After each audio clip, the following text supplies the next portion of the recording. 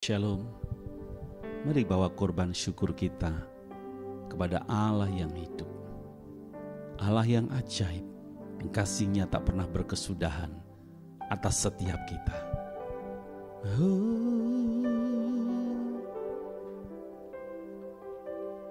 Kau sungguh indah, tiada taranya,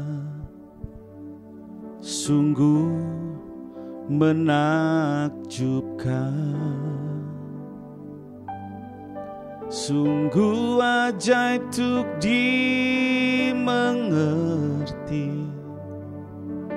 lebih dari semua yang ada.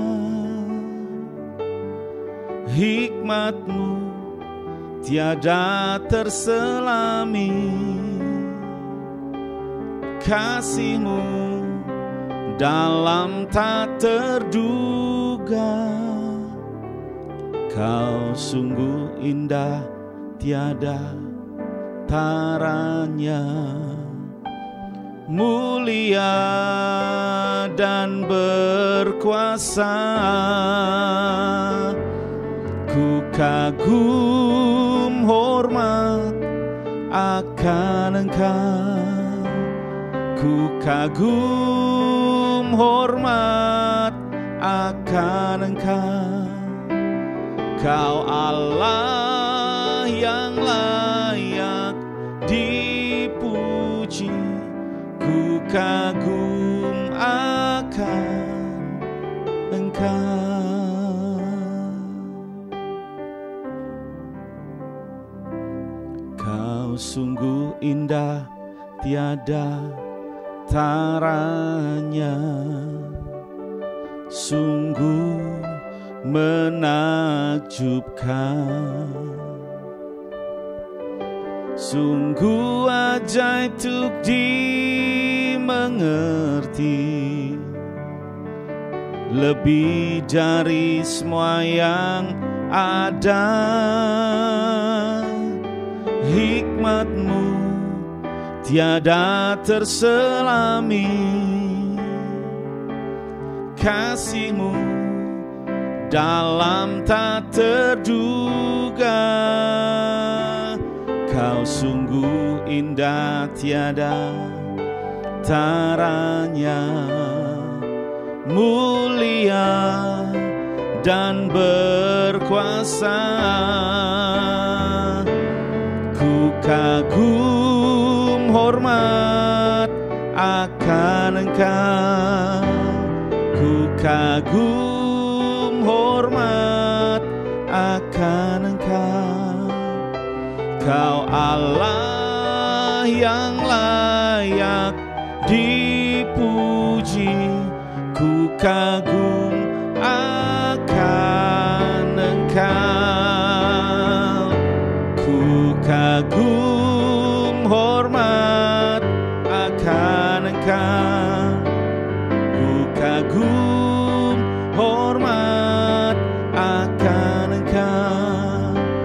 Kau Allah yang layak dipuji, ku kagum akan Engkau, kagum hormat akan Engkau, ku kagum hormat akan Engkau. Kau Allah yang layak dipuji, ku kagum akan Engkau, ku kagum hormat akan Engkau, ku kagum hormat akan Engkau. Kau Allah yang layak dipuji, ku kagum akan Engkau, ku kagum akan Engkau, ku kagum akan Kami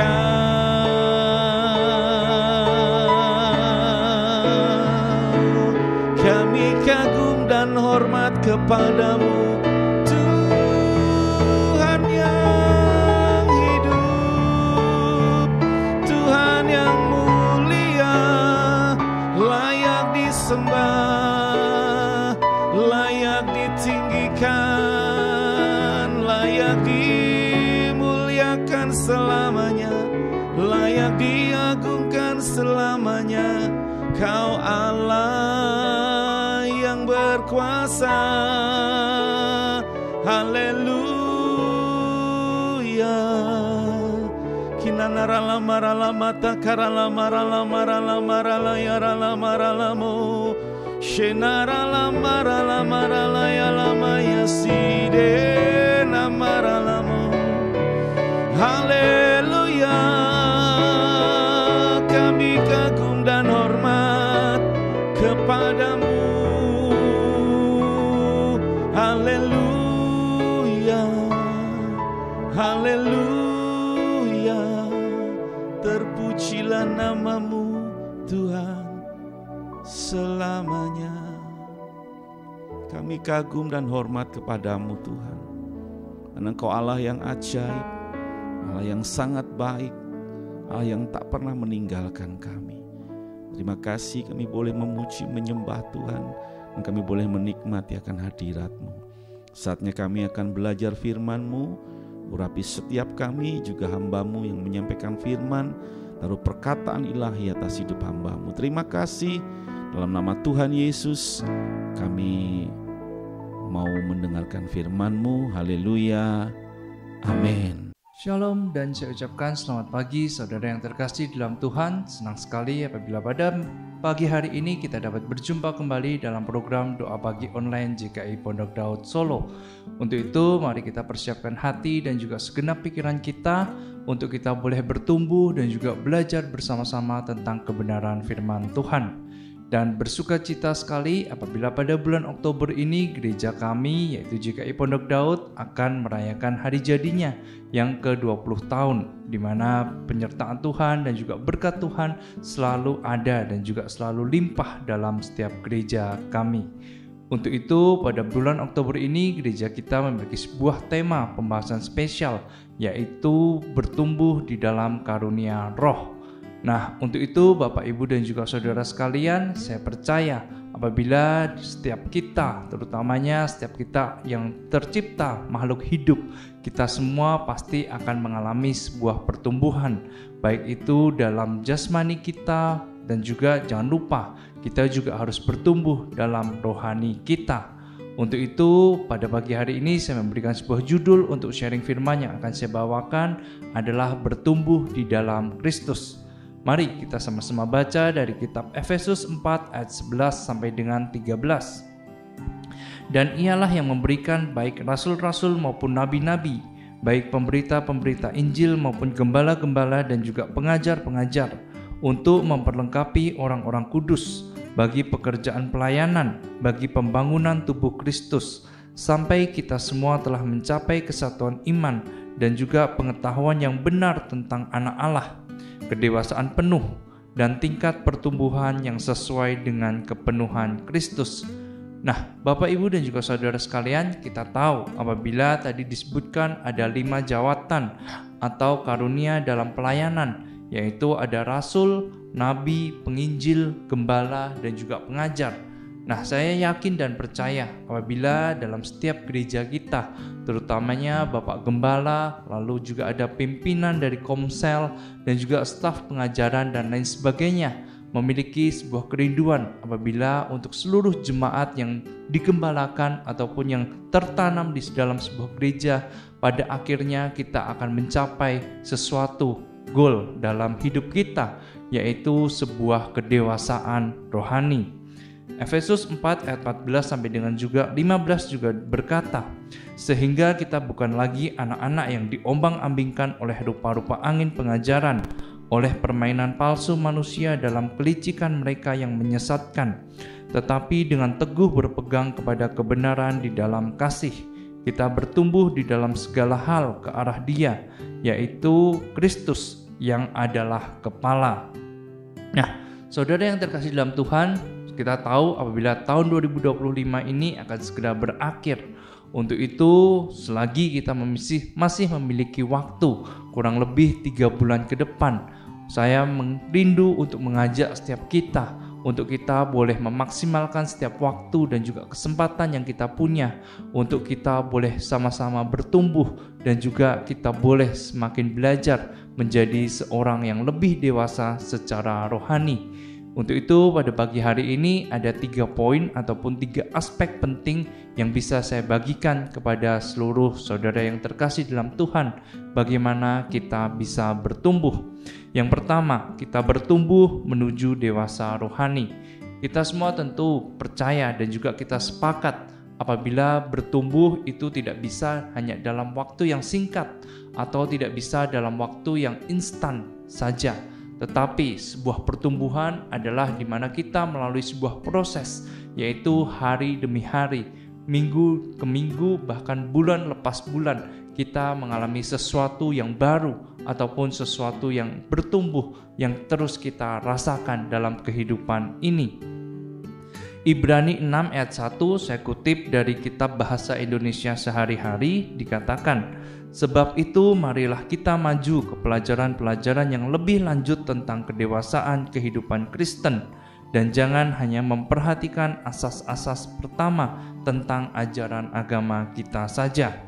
Nah, Bapak Ibu dan juga saudara sekalian, saat kita ingin untuk bertumbuh, saat kita ingin untuk kita melakukan sesuatu dalam pertumbuhan iman maupun dalam rohani kita bisa melalui ataupun kita bisa melakukan sesuatu yang kecil terlebih dahulu. Sebagai contohnya, setiap pagi saya selalu dibangunkan lewat alarm yang ada di handphone saya. Dan seringkali juga saya mengeset alarm saya itu 2-3 kali. Saat alarm pertama saya sudah berbunyi, seringkali saya mengaktifkan ataupun saya memencet tombol snooze, yang mana durasinya bisa 5-10 menit. Yang mana kita tahu bahwa pagi hari saya seringkali kembali ke tempat tidur saya seringkali untuk masuk ke dalam selimut saya dan saya terlelap kembali dalam tidur saya. Bahkan sampai dengan alarm yang kedua, bahkan yang ketiga, baru saya bangun. Nah, tetapi Bapak, Ibu dan juga saudara sekalian, akhir-akhir ini ataupun bulan-bulan ini saya mengambil sebuah komitmen, yaitu saya ingin ataupun saya rindu untuk mengeset alarm saya hanya 1 kali saja.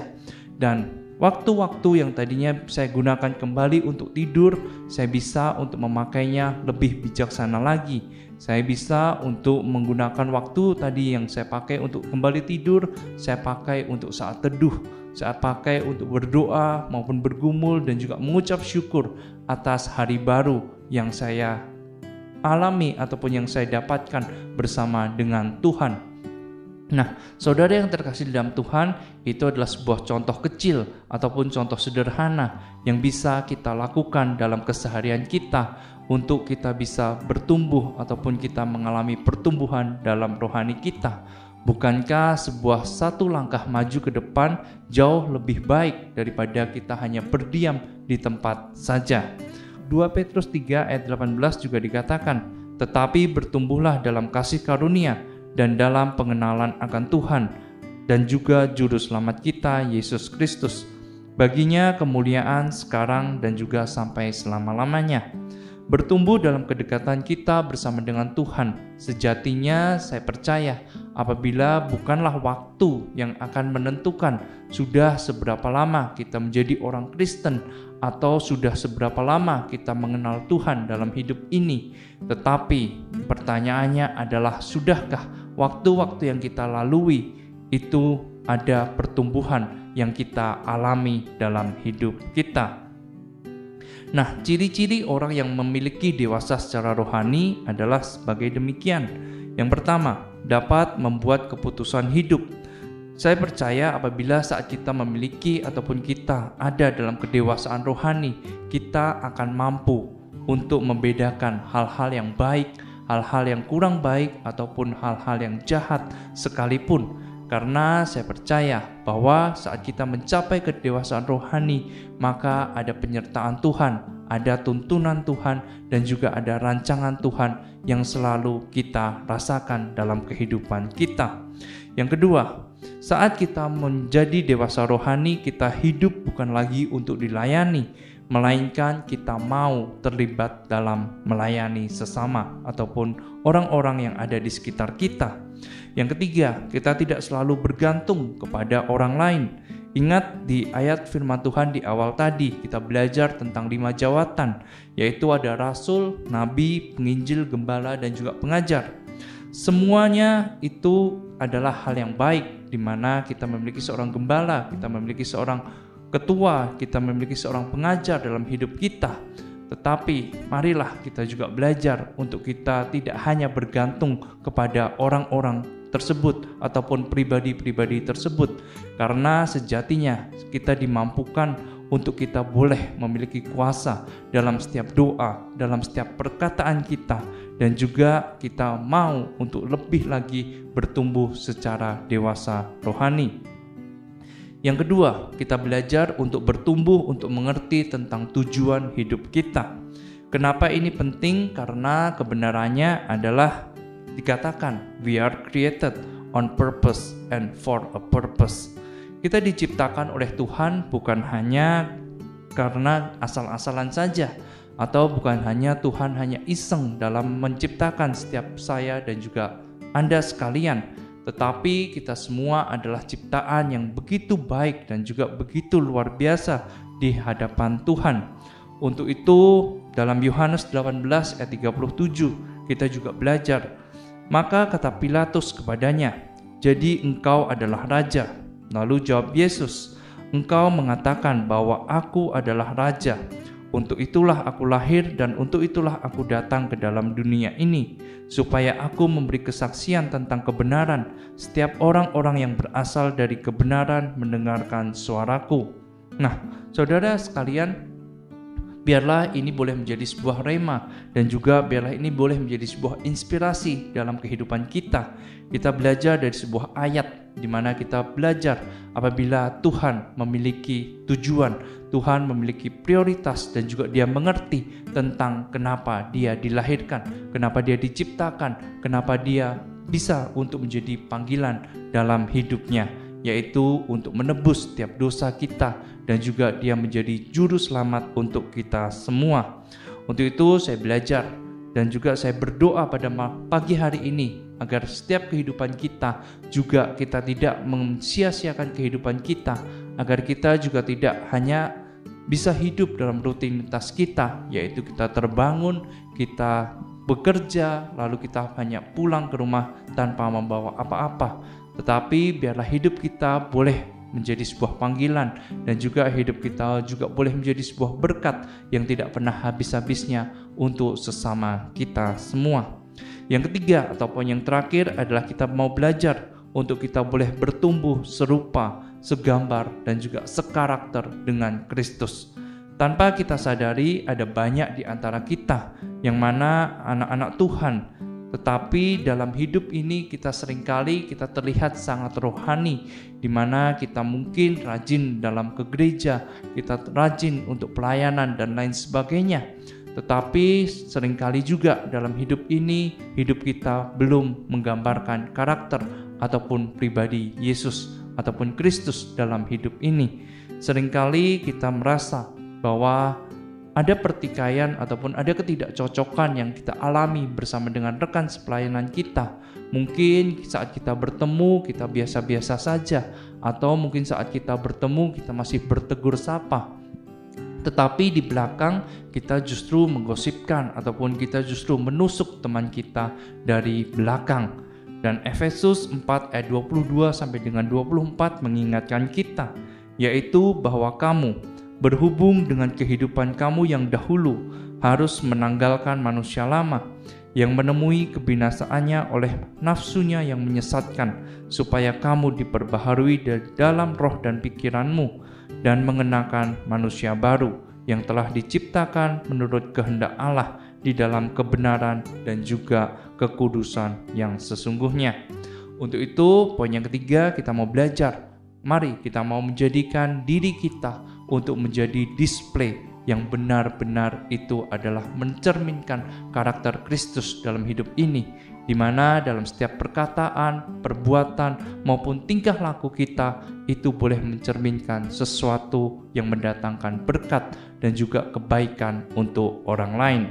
Untuk itu, saudara yang terkasih dalam Tuhan, pada pagi hari ini kita belajar 3 hal untuk kita boleh mengalami suatu pertumbuhan di dalam Kristus. Yaitu poin yang pertama adalah kita mau bertumbuh menuju ke dewasa rohani. Yang kedua adalah kita bertumbuh untuk mengerti tentang tujuan hidup kita atau panggilan hidup kita. Dan yang terakhir, kita mau bertumbuh serupa, segambar, dan juga sekarakter dengan Kristus. Selamat untuk saudara sekalian, mari kita mau untuk saling mengingatkan, kita mau saling untuk bertumbuh bersama-sama di dalam Tuhan. Terima kasih dan Tuhan Yesus memberkati setiap kita.